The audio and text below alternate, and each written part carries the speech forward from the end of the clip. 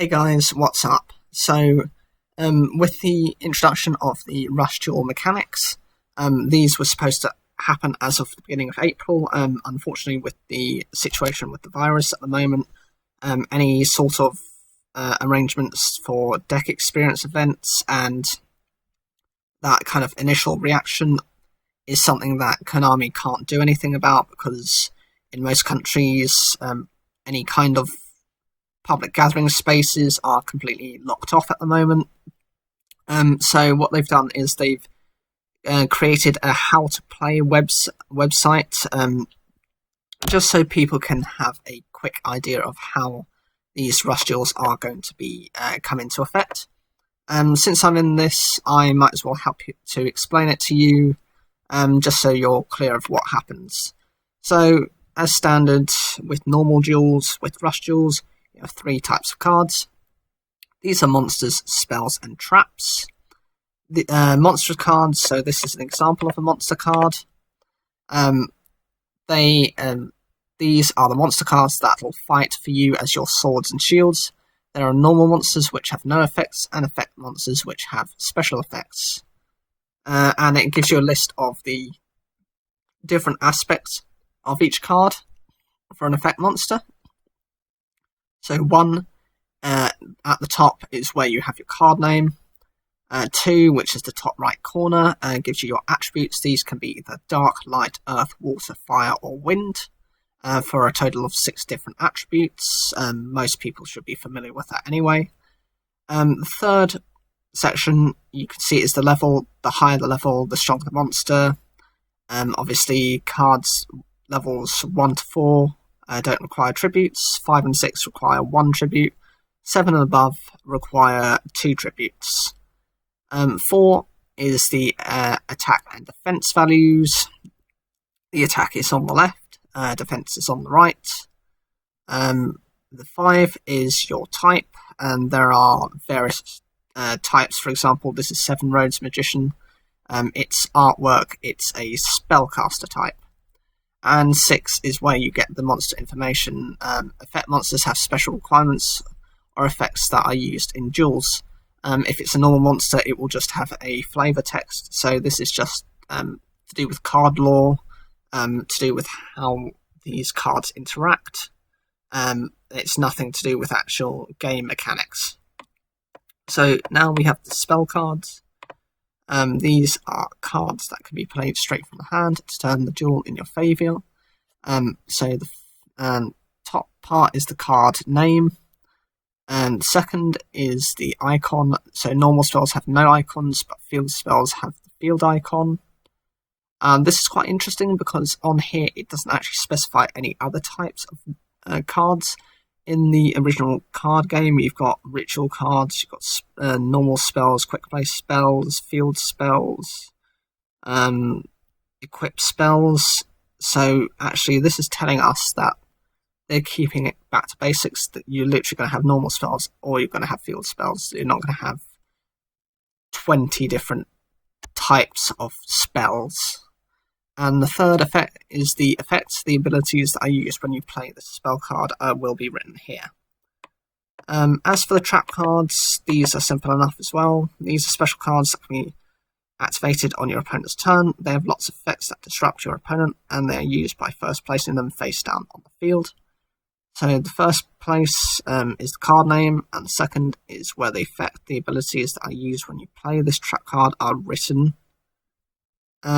So as for the duel field, this is quite important because this has completely changed the interactions of how the fields have gone through. I know there have been quite a few changes since Arc 5 introduced pendulums, and then you had Yu-Gi-Oh! Frames, which introduced link zones, and then switched the positions of the pendulum zones, and various other interactions, which have made things a lot more complicated than they need it to be, but that's just my opinion. So these are this is the duel field. Cards are played by placing them in the duel field and then dueling. So the areas with 1, so you've got the top 3 sections which say 1 are monster zones. This is where you normal summon, special summon, or set monsters. but just below them is 2, which is the spell and trap zones. This is where you activate or set spell and trap cards. 3, which is on your top left, which is the green area, is the field zone. This is where you activate or set field spells. 4 is on the bottom left, is your extra deck zone. This is where you special summon cards that don't go into your deck and are placed face down. So this is your synchros, your fusions, exceeds, link monsters. They all fit in that zone. 5 is the graveyard, so that's on the top right. It's in grey, and this is where cards that are destroyed or are done being used are placed face up. And 6, which is on your bottom right, is the deck zone. This is where you place your deck, your dueling deck, face down. So how does the interactions of the game actually work? So this is where the flow of the duel comes into place. So you start the fight by shuffling your deck.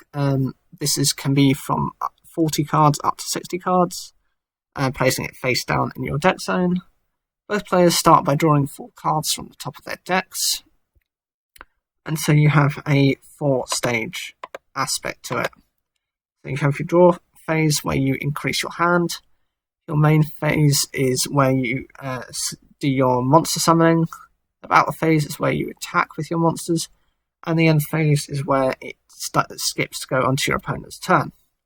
And it says both players take turns back and forth, and whoever brings their opponent's life points from 8,000 to 0 wins. Keep in mind that the player going first doesn't get a battle phase on their first turn. This is the same rules that apply to the original Yu-Gi-Oh! As for how these different phases react, here we go. So the draw phase is the first thing to happen during your turn is your draw phase. A draw is what you call adding cards from your deck to your hand. In a rush duel, each turn you draw cards until you have 5 cards in your hand. Also, if you have 5 or more cards in your hand, you still draw 1 card. There's no limit to the number of cards in your hand. This is a key difference between the original Yu-Gi-Oh! And rush duels. In the original Yu-Gi-Oh! You can have a maximum of 6 cards in your hand at any one time, and if you have more than that at your end phase, you have to discard until your hand has no more than those 6 cards. This is different. You can have as many cards in your hand as you like. There's no forcing you to use them. There's no discard penalties attached. If anything, actually, because you could potentially deck out if you just use too many of your cards, as you must draw until you have 5 cards in your hand.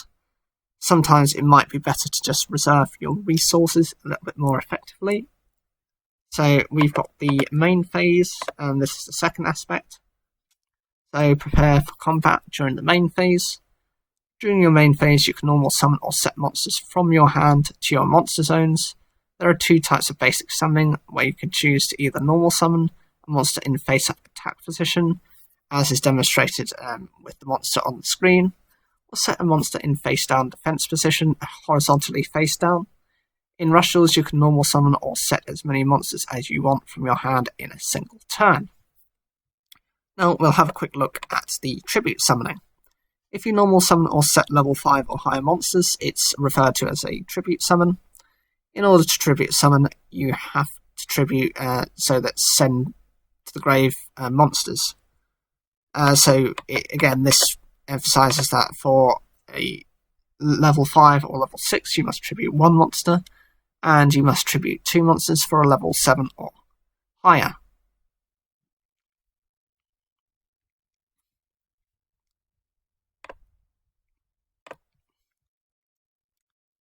Now, as for changing the battle positions, a monster that has been on the field since last turn can change its battle position once per turn. If it was in attack position, it becomes defense position, and if it was in defense position, it becomes attack position. Also, if a monster that was face down becomes face up, that is called flipping it face up. Monster effects, there are many different effects that can be activated by fulfilling the requirements written on the cards. How do you play normal spells? Activate these by placing them from your hand to your spell and trap zones face up, or you can first set them face down and use them later by putting them face up. A normal spell that you've finished using is sent to the graveyard. You can activate as many normal spell cards as you want per turn. How do you play field spells? You can activate these from your hand by placing them face up in your field zone, or you can also set them. As long as the field spell is face up, its effect is continuously applied. You can activate set a new field spell by sending the previous one to the graveyard, and you can play as many field spells as you want per turn. How do you play trap cards? These cards are set face down in your spell and trap zones, and can be used starting from your opponent's next turn after you have set them. There are even cards that can be activated during your opponent's battle phase and not just the main phase, depending on the activation timing written on them. So this gives you an indication that you're going to be given hints towards when you can activate traps, and there might be specific interactions that you're going to have to listen out for and kind of understand depending on the trap card you're particularly using. Trap cards that have been used are sent to the graveyard, and you can activate as many traps as you want per turn. If there are 2 or more trap cards with the same activation timing, only one can be activated. The non-turn player, the player who is not playing this turn, has a chance to activate a trap card first. If they don't, the turn player can choose to activate a trap card. So this is a bit of a game of chicken. Do you want to use your trap card to both prevent your opponent from activating something and to disrupt their plays, or do you want to kind of not do anything and risk your opponent using something that could potentially kind of finish you off? So it's very much a game of understanding what your opponent has on the field and trying to outwit them. Now, as for the battle phase, this is where you attack the opponent with your monster cards. Each of your attack position monsters can attack once during each battle phase, but the player going first doesn't get a battle phase on the first turn. You declare an attack by choosing one monster to attack with from your side of the field and one monster to be the attack target from your opponent's side of the field. Of course, if your opponent has no monsters, you are allowed to attack a player directly via a direct attack, and this will inflict damage to your opponent equal to the value of your monster's attack. So in this example, you've got 7 Rhodes Magician, so that'll be 2,100 attack. Now, attacking an attack position monster. What you need to do is you need to compare the attack of your monster and your opponent's monster. If your monster's attack is higher than your opponent's, destroy your opponent's monster and inflict damage to your opponent equal to the difference in attack. If your opponent's monster is equal to your opponent's, destroy both players' monsters and neither player takes damage. If your monster attack is lower than your opponent's, your monster gets destroyed and you take the damage equal to the difference. Now, how does the interaction with attacking defense position monsters work? You need to compare your monster's attack and your opponent's monster's defense. If your opponent's monster is in face down defense position, it must be switched to face up defense position, so you're flipping it face up, and then calculate its defense. If your monster's attack is higher than your opponent's monster's defense, destroy the opponent's monster, but they don't take any battle damage because it was in defense mode. If your monster's attack is equal to your opponent's monster's defense, basically nothing happens, neither of you take damage, neither monster is destroyed. And if your monster's attack is lower than your opponent's monster's defense, neither monster is destroyed, but then you take the damage equal to the difference. So now, how does attack position monsters work against other attack position monsters? You need to compare both monsters' attack, and if yours is higher, you destroy your opponent's. Also inflict damage to your opponent equal to the difference if both monsters have the same attack. Both are destroyed and no damage occurs. But if both players' monsters have 0 attack, then neither monster is destroyed and no damage occurs. And so with attack position versus defense position, it's to compare the attack position monster's attack and the defense position monster's defense. If your attack is higher, destroy your opponent's monster, but your opponent doesn't take the damage. If their defense is higher, take damage equal to the difference. If the attack and the defense are the same, no damage occurs, and neither monster is destroyed. So now you go into the end phase. This is the 4th stage. this is the end of your turn. If there's nothing left for you to do during the main phase and battle phase, declare the end of your turn and make it clear that your turn is over. Now, there are a number of other rules included within this, which are a little bit more specific to how rush duels work as opposed to regular duels. The number of copies of cards with the same name and legend cards, you can include up to 3 copies of cards with the same name in your deck. However, your deck can only contain 1 card in total with the legend icon. Blue Eyes White Dragon is one of these cards which has been shown to have this legend icon. So the key choice is determining which legend card will give you the biggest advantage, because essentially you will only be able to run one of them. If you choose badly and you draw into it, and your opponent draws into theirs, and they use their legend card better, chances are you're going to lose. And we don't want that now, do we? So the number of uses of monster effects. The effects of monsters on the field can be activated once per turn, as long as they remain face up on the field. Special summoning of monsters. Placing monsters on the field via card effects or other methods that are not a normal summon or set is referred to as a special summon.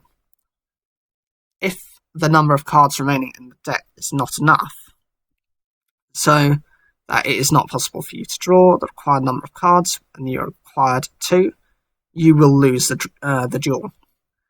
This is a ruling that is why I was explaining a bit earlier that if you overextend and you oversummon and you have nothing in your hand, you're going to keep drawing until you have 5 cards in your hand.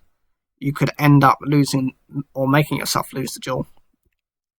So in this example, if you enter your draw phase while there are 4 or less cards in your deck, and you have no cards in your hand, this will result in you losing. Now, if there are 3 monsters in the monster zones, you cannot normal summon or set a level 4 or lower monster from your hand. This is because your field is essentially full, and there is nothing you can do about that. So this is why it's good to not overextend and to oversummon. The same actually applies to spell and traps, because you've got a limit of 3.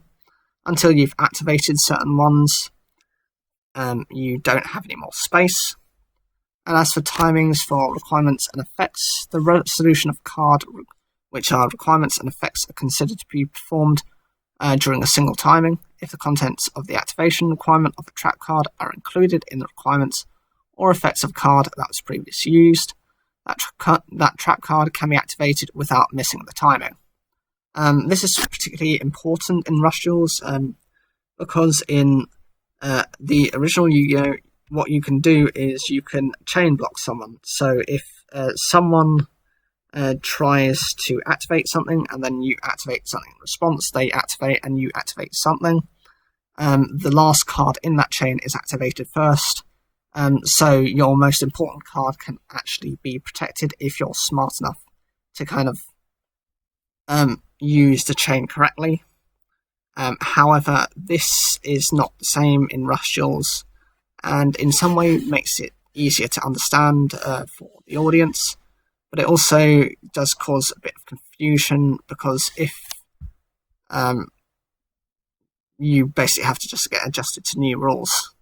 What do you guys think of these new rulings? Does it make it a lot simpler? What do you think the audience they're going to do you think you as an audience are going to understand it better, or is Konami going too far? Leave your comments down below, like the video if you enjoyed it, and don't forget to subscribe.